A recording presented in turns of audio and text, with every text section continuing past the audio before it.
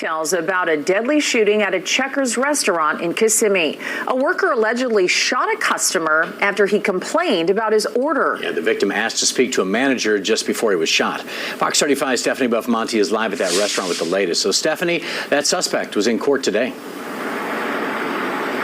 Yes, and those new shocking details were released today. According to a witness, this could have potentially been over a packet of mayo.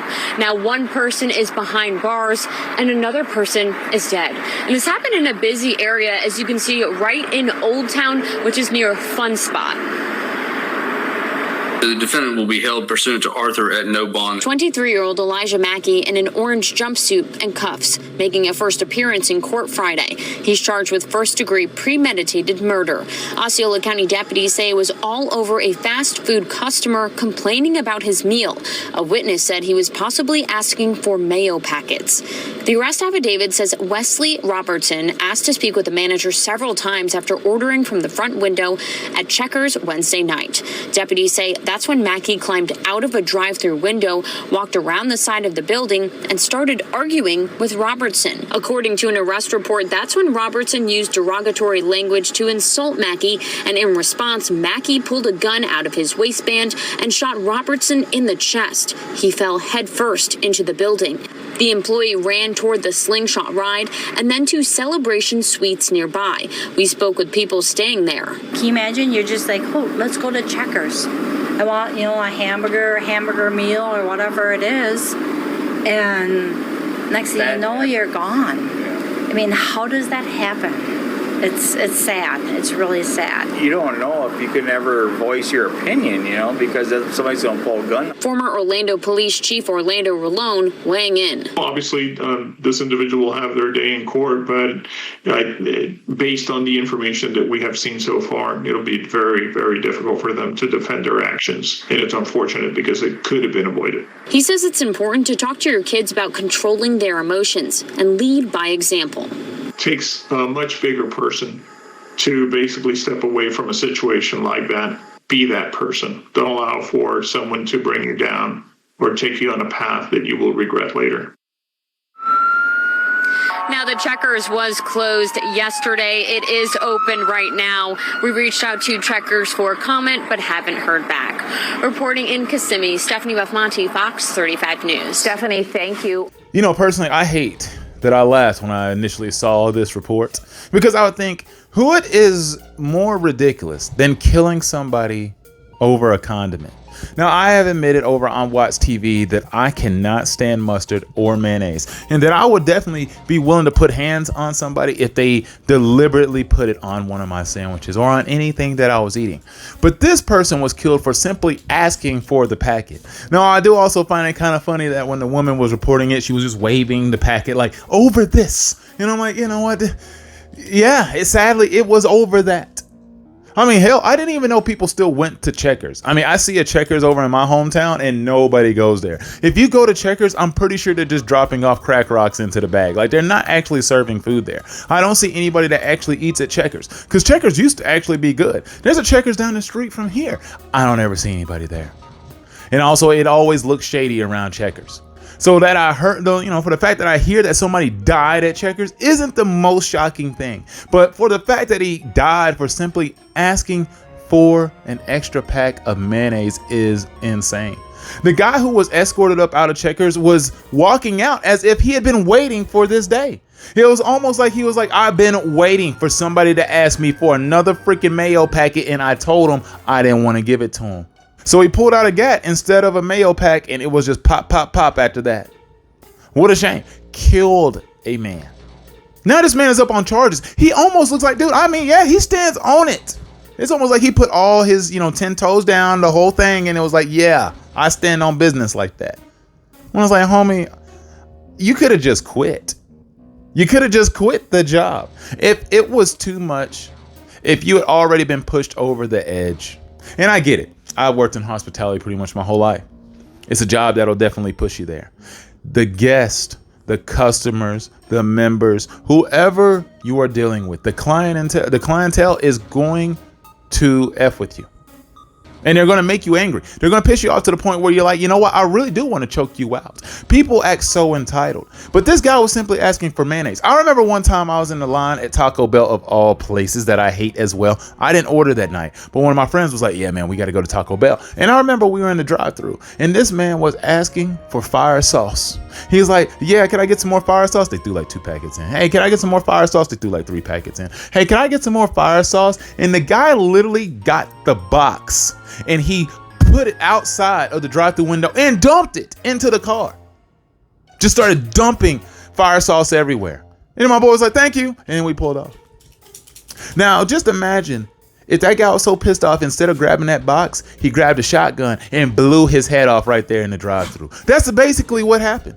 That's basically what happened to to that guy who died. Which is a shame. To think that I went over here for a burger and fries, but instead I went out to here to get murdered and die. That is a shame. That is not what anybody really should be looking for in life. But, you know, you never know what can happen on your average Tuesday. Especially when you pull up at the line at Checkers that doesn't even exist. Probably was the only person in line. Hell, that guy probably hadn't even dealt with nobody in hours and he was still pissed off. Angry at the fact that he probably been working way too many days, way too many hours, probably the only guy up in there grinding. I'll be seeing this guy work at this Wendy's down the street. I swear he works every day of the week. He is a nice guy, but I feel like one day he might pop off just like this guy. There's going to be a day that somebody goes in there and they ask for a Frosty and they didn't fill it up all the way to the rim and he is going to lose it. They're going to be like, you know what? These fries weren't crispy enough. He's going to be like, you know what, homie? I'm going to kill you today. That's what he might decide. He might choose real violence that day whenever he spazzes out for being overworked at that Wendy's, because apparently they can't get anybody hired there. That job definitely needs to turn into robots because you can't get anybody to go there. I mean, have you not looked at any of these places? I can see why somebody would be pissed off working there. I can't see or justify the fact that he murdered this man over mayonnaise, but I can see why you would be angry going into those places. Do you ever just drive down the road and you just start looking left, right, and just be like, who would work there? You look at some of these buildings and you got to assume like, hey, you know, that business is operating. Somebody's in there punching numbers. Somebody's in there giving customer service with how, I don't know, but they are. And the building looks damn near condemned. And you got to be wondering, are they actually getting paid? You'll be surprised that checks are still rolling in through those systems. People are actually out there doing that.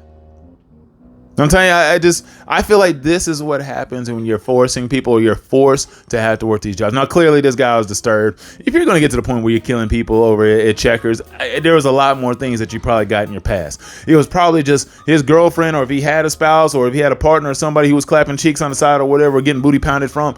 They were probably one word away from ending up just like that guy who asked for that packet. Because these people, they walk around there angry. Men are in a bad place right now. And I'm going to make another video on that, probably just ranting about like the state of men and where we are. We're in trouble. There's a lot of guys who are disturbed out there. There's a lot of guys who can't take shit.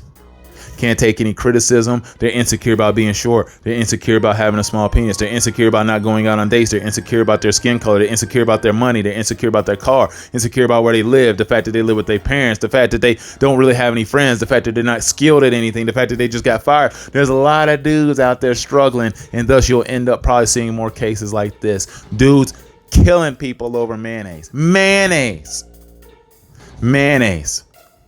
My quarterback, Will Levis, well, he's not my QB now. It's now Cam Ward.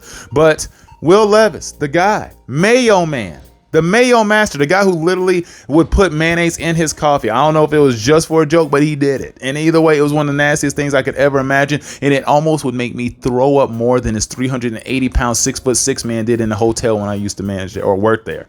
This guy, like, he vomited all over the carpet. It was nasty. That's how much I would throw up if I ever put mayonnaise in my coffee. But anyway, I'm deterring from the point here. Mayo Man, he would not condone this violence, especially over something like that. You don't die for mayonnaise. Now, well, he might, but like, he would not kill for it. Oh, I see crazy stories like this and I just wonder, what do y'all think? I mean, this guy's now standing trial over this. I mean, he's going to have to lose. You got people over here, you got these people talking about, man, it's a shame. You can't even go get you a burger and fries. And that is true. It really is sad that it's scary to just go get food, because you never know what kind of day somebody's having, what kind of day that's going to cause them to spaz out to the point where they do this. I'm willing to lose it all. He lost it all, probably. I don't know what else he had going on in his life, but curtains on that. I'm telling you, man, that's a shame. Don't kill for something like this. I have wanted to literally rip the faces off some of the people that I have dealt with in hospitality. But you know what? You can just leave. You can just leave.